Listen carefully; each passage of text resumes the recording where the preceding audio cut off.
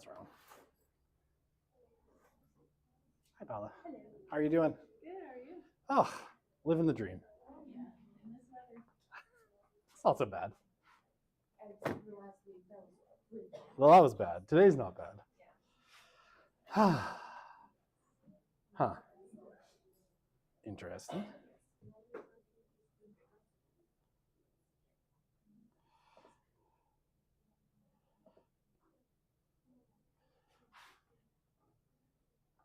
Okay.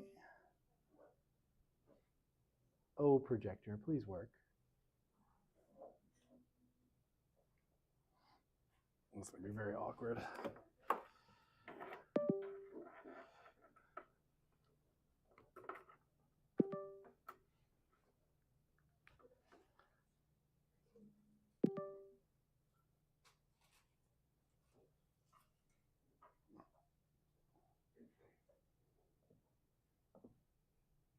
Oh, thank God.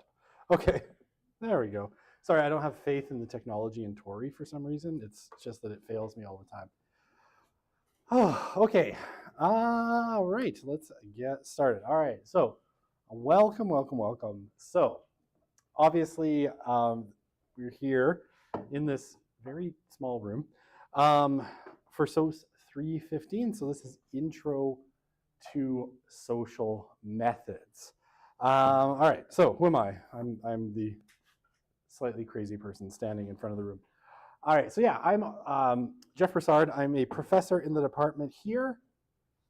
I'll be your instructor for Intro to Social Methods.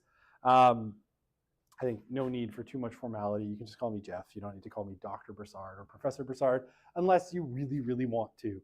All right, if you are looking for me, my office, at least currently, is up one floor on that side of the building in the Center for Criminological Research. So yeah, you can find me there. I'm on campus 5 days a week. So if you need to talk to me, I can arrange lots of things for appointments. That said, I am teaching 4 sociology classes this semester, thanks to a person who I don't know, who did me the great courtesy of quitting their job on the day before Christmas Eve, which then led to a very frantic phone call from the chair being like, would you please teach SOC 100 this semester? And I'm like, but I'm already full. And they're like, well, would you teach an extra class? And we'll give you a discount later. And I'm like, very well, I will teach your SOC 100. So Tuesdays and Thursdays from 12:30 to 2, I'm teaching that. So I don't know why I told you that, but I'm very busy. But I'm, if you're ever looking for me, I'm usually in the Center for Criminological Research. In the office, the wall doesn't go all the way to the ceiling. So you'll know, and my name's on the door, so you'll know that that's where you can find me. Email, probably the best way to get a hold of me, or just come talk to me after class. It's jrbrassard@ualberta.ca and grb5@ualberta.ca. They both go to the same inbox. This one's an alias because I got tired of this one because it comes from the 2000s when I was here as an undergrad student. And it's like very impersonal, and I got jealous of other people who have their actual names as their email addresses. So I created this one, but then it always confuses undergrad students. It's like, oh my God, there's 2 different email addresses. And so they send me the email twice if I don't respond immediately. So both of these go to the same place. Please don't email me twice. My inbox is an actual flaming dumpster, the dumpster fire GIF. That's pretty much my inbox most of the time. Very important, if you are trying to get a hold of me and I don't answer you in 48 hours, you have my permission to forward whatever email I didn't answer to me again, and then I will answer, and I'll feel bad that I didn't answer your email the first time, and I'll be like, oh, I'm really sorry. I'm probably not all that sorry, but I will answer your email. And I am sorry. I'm as anyone who's had me before can probably attest, keeping up with my email is kind of not my strongest suit. I kind of actively avoid it sometimes or I have this other maybe slightly ADHD problem where I go into my inbox and then 2.5 hours disappear and I still didn't answer your email. So, you have my permission to forward and you're not bothering me or anything like that.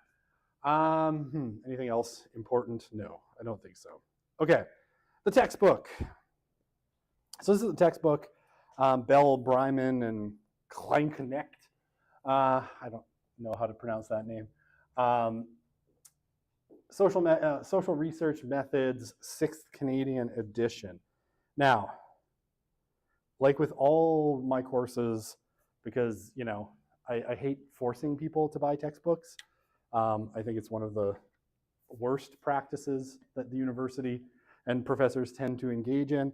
I have this textbook kind of as optional, right? So it can be really useful if you like textbooks. What happened there? Not what I wanted to happen, that's for sure. It can be really useful if you like textbooks, right? And sometimes, you know, my explanations don't really do it, right? You're having trouble understanding the explanation based on what I'm talking about. The textbook is a great resource if you want, you know, another. It was an accident and I fixed it after the exam. Is I will never ask you questions from the textbook that I didn't talk about in class, right? So everything that is on the exam is something that I talked about in class. So if, you know, you don't want to spend $80 on the textbook and you decide, you know, you're not a textbook person, you have a bunch of textbooks that you never use, you don't have to worry about it. You don't have to worry that I'm gonna, you know, have a question that's like, in box 1.74 in chapter 1 of Bryman's textbook, what is the third word? Right, or whatever people do to, you know, trip up students and get them to drop grades on multiple choice exams. I don't do that. I don't believe in it. So the textbook is optional, and anything I didn't talk about in class is not on the exam. And there's a lot of stuff I skip over that's in the textbook. There's a lot of examples in the textbooks of particular research studies, right? So if you do get the textbook, you know, and you're reading about this research study or that study, and I don't talk about it in class, you don't have to worry, that will not be on the exam. Okay. Questions? Concerns? Anyone want to flee in terror? No? Okay. So the evaluations, right? So how are you going to be graded? Pretty straightforward. So there's a midterm on February 24th. So only one midterm in this class, right? And a final exam, each worth 30%. I don't have the date for the final yet because as far as I know, the final exam schedule has yet to be finalized, but as soon as I know, I will tell you. Okay, so that's 60% of your grade right there. And then there's two what I call lab assignments, right? So I'm sure you noticed when you were registering that you also had to register for a lab, right, for this class. And basically, we have two big, what I call them major labs, because I didn't know what else to call them. They're basically like a research proposal, right? So for the first part of the course, you know, up till around the midterm, we're going to work on what essentially is a quantitative research proposal, right? So you're going to have a research proposal for a quantitative research assignment. And now when you go to the labs, my fabulous TA, L'Oreal, who isn't here today, she's still chilling out in Halifax, but she'll be here next week. And I'll have her pop by the class to introduce herself. She'll be running the labs, which are, I think, Tuesday morning at 9 a.m., which I'm sure will be very well attended in the middle of winter. And then Tuesday afternoon at 2 p.m. In Tory B39. Oh, and by the way, I think I saw this question on Reddit, which I never read and never search for my own name on Reddit. But if I were to have done so, I would clearly have seen that someone was asking, like, can you switch labs, right? Can you just go to a lab that you're not assigned to because they didn't want to go to the 9 a.m. lab or the evening lab? I can't remember which. You can absolutely switch, right? They're in the same room and you can switch out. We're not taking attendance. You know, it's not kindergarten. So if you want to go to the other one or you sleep through your 9 a.m. lab and you decide you want to go to the 2 p.m. lab, you know, absolutely no problem. You can do that. No problem. L'Oreal will be more than happy to have you, right? Okay, so in the labs, you're going to work on components of these two assignments, right? So basically things like creating a research question, operationalizing variables, Writing survey questions, which is a really big part, which you will submit as part of these, what I call mini lab assignments. So every time there's a lab on Tuesday, the mini lab is due Sunday at midnight. And there are 6 of them through the term. Sunday at midnight. Sunday at change slide, okay. All of this, by the way, is already on Canvas, right? All the due dates are there. You're getting, I set everything up on Canvas last semester, so you get the nice polished, everything's prepared. I'm not like doing things at the last minute. Yeah. I was like, yes, that was my experience last semester. So it's all nice and polished. All the due dates are already there. I checked them. But basically, right, so next Tuesday is what, the 11th or whatever. The Sunday after at midnight, your first mini lab is due, right?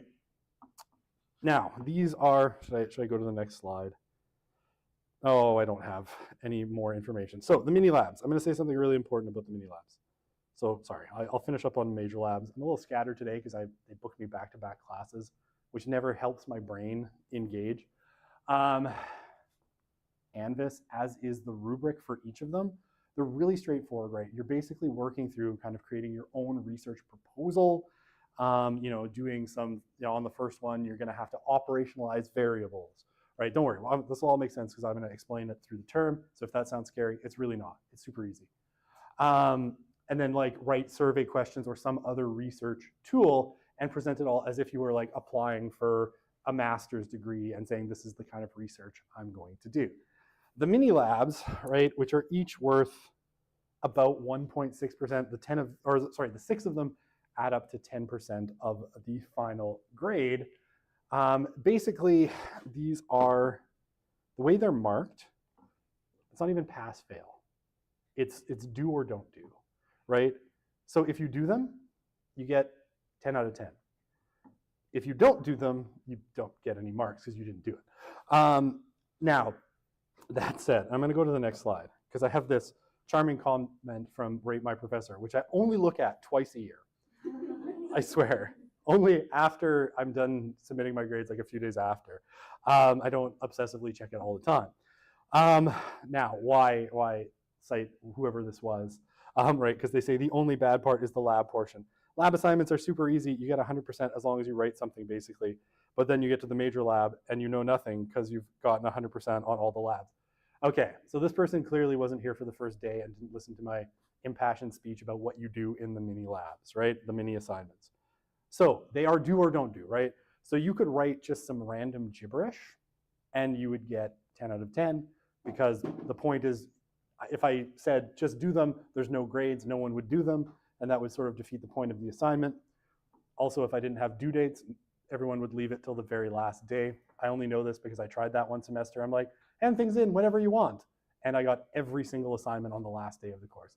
It was a complete disaster. I was foolish. I realized people just need due dates. And so while I'm flexible with them, I have them anyway. What's important on these 6 mini assignments is not the grade, right? Yes, if you do all 6 of them, you will get 100%. You'll get 10% of your grade. It's the feedback. Because on each one, either L'Oreal or myself is going to give you feedback on your research question, on your operationalization, on your survey questions for the first major lab, right? And it's looking at that feedback and then using that feedback to improve that component of the bigger assignment, right? So each of those 6 mini labs are basically little components that you can just take and slot into your longer assignment, right? You can reuse them. You can reuse the same research question. You can reuse the same survey questions. You have to expand a little bit, but basically they're there to let you practice the skills that you need to complete that bigger assignment in a low stakes environment, right? So you don't have to worry about making mistakes on the mini lab, right? It's okay to make mistakes. That's the point. And that's why no matter what you do, and if you write the world's worst survey questions, and trust me, that has happened. I might show my colleagues and be like, haha, look at this hilariously bad survey question that one of my students wrote. Isn't it terrible? I've failed at life. But you're not going to get a worse grade for having taken that chance. And we're going to be like, it appears that you have somehow written an 8-barreled question, a question that would be asking 8 different things at the same time. That has not yet happened. The most I've ever seen is a 6-barreled question. It was magical. I loved it. It's like, wow, somehow they've fit 6 questions into one. It doesn't work at all, but then we go back to the student. We're like, hey, you have a little bit of a problem with this question. You're technically asking 6 different things. So when you get to that longer assignment, right, you're going to want to simplify these questions and make sure you're not asking a double or triple or quadruple or sextuple barreled question, right? So it's okay to make mistakes, but don't look at that 100% and assume that you're doing amazing. I know that could be the trick, because you're like, yes, 100%, I got a great grade. The point was not the grade. The point is a chance to give you feedback, right? And I don't want to penalize you for making mistakes so that each of these assignments is like anxiety inducing. I want you to try them, and if you make mistakes, that's fine, and we just try to help you through it. So it's not like, you know, everybody's emailing me like, did I write a good survey question? It's like, no, just submit it. We'll tell you, you're still going to get the grades anyway. Does that make sense? Because I don't want to mock this person. They did give me a 5 out of 5. So, I mean, despite apparently not liking how we graded, and hilariously, saying that we marked super harsh, super strictly, they still like the class apparently. So there you go. Again, I don't take that one. Caught my attention because I could use this to illustrate the problem with these assignments. And this is always the problem. People have taken these assignments and like, I got 100%. Why did I not get 100% on the bigger assignments? Like, did you read the feedback? Huh? Okay. Read the feedback, right? I know. Okay, so does that all make sense?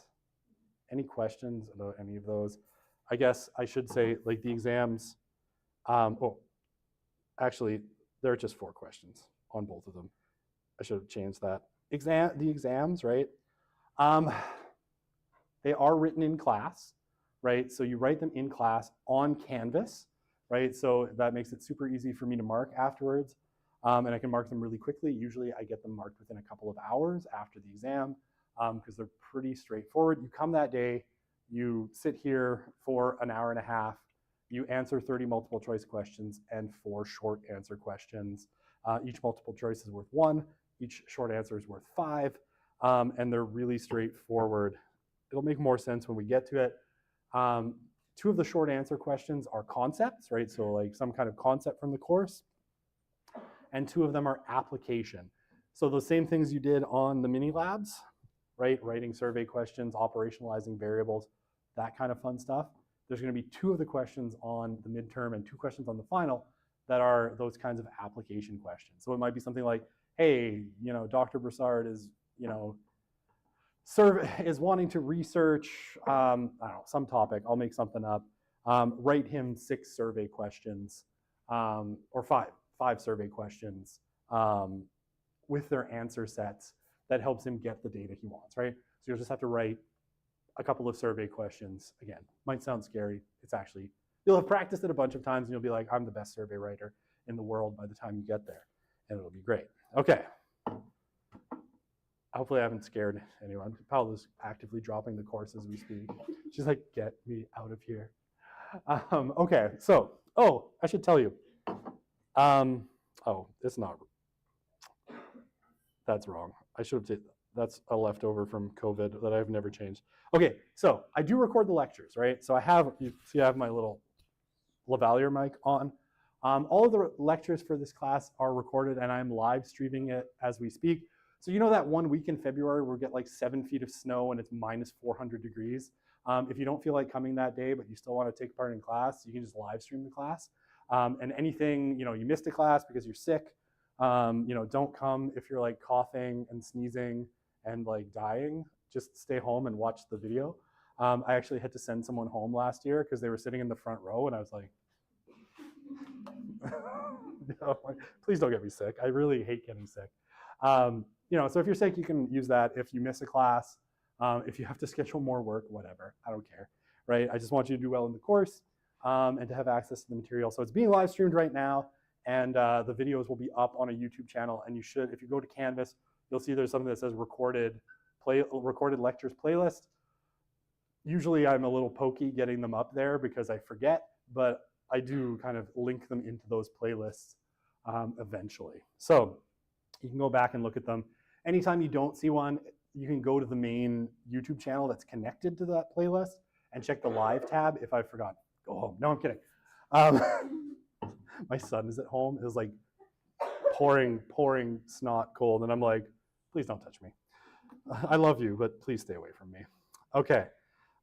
Yeah, so this course is basically meant to, acquaint you with a bunch of different research methods in social sciences. And here's probably what some of you want to know.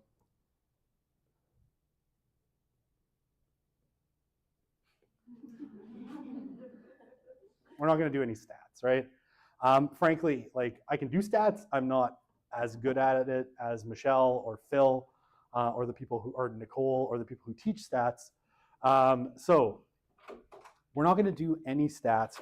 What we're going to focus on in this class is how to get data that you could do stats on, right? How to design, use the tools of social science research to kind of build a study that you would then, go and get statistics and analyze data and all that fun stuff. So having already lived through the trauma of 210 or 151 or whatever you had to live through to get here, I will not re-traumatize you by making you, try to, remember a little bit of that R coding that you probably like trauma compartmentalized into another part of your brain. So that usually makes people somewhat happy. Okay, in terms of the course, like it's pretty straightforward, and I don't know. If you ever feel like the material is really dry and boring, you're like, oh, I hate this class, just linger on this thought. I finished teaching this class 3 weeks ago. So I get to live it again all through this semester. So if you're finding it boring, imagine what I feel.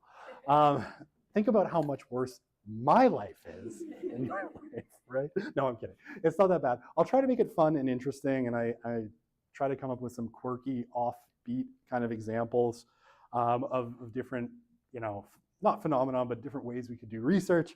For some reason, a few years ago, I landed on furries as a particular group that I was like, if you wanted to study furries, how would you do it? And I can't seem to get away from that example anymore. So it's just like every example is about furries. I don't know why. I'll try not to make them all about furries. There might be some bronies thrown in. No, I'm kidding. Anyway, I try to keep it fun and light. And I know the material can be a little bit dry. So I'll try to make it as, I don't want to say good, not awful, as is humanly possible for a class on social methods. I know, because people are always like, man, I left this class at the very last possible moment because I really didn't want to take it. And sometimes they're like, but actually, you did an okay job. And I'm like, thank you. That means a lot. Anyway, so I'll try to do an okay job of making social methods, okay, and hopefully you come out of it feeling like you know something about social methods and you weren't bored to tears the entire semester. I can't promise all the time because sometimes, it gets a little on the dry side, but we'll do our best. All right. Any questions about the course? Yeah, please.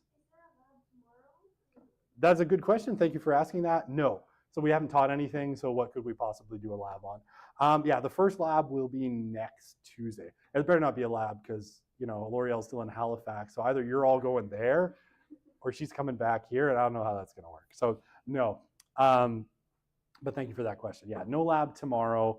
And the way I have them staggered is there's roughly a lab every 2 weeks, right? So you get one lab like next week and then a week off, and then a lab the week after, and then a week off, and then the last lab before that major lab, and then the one after that is like a help session where basically you can drop in if you have any questions about the major lab, and L'Oreal will kind of coach you through things. At the 9 a.m. one, I will not be there.